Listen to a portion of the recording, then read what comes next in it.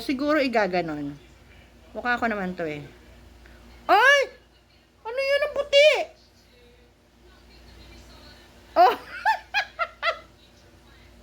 Hindi ko alam kung tama guys ah.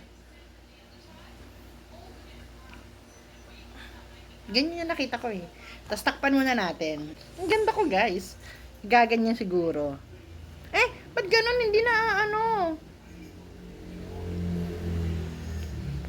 Ba't ganun? Kailangan ba pag in-apply ipapahid agad? Ba't ayaw matanggal? Ala. Ba't ang puti ko na? Ano ba yan? Ganito yung nakita ko doon sa Facebook yung nanay na matindang PTA. Ang puti-puti ng mukha. Anak.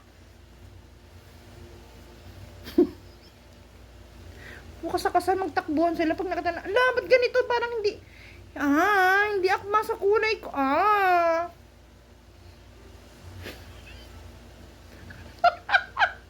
Ano ba yan? Ang kapal. Wala kasi akong salimino. Bakit ba? Tama ba? Ala, pati yung kilay ko namuti na. Ano ba yan? Ang kapal yata ng nalagay ko. Paano ba to? Nakikita niyo yung dimple ko? Grabe naman. Masyado maputi. Ano nangyari? Ano nangyari sa mukha ko?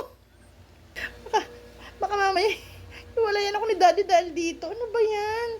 Teka nga muna guys.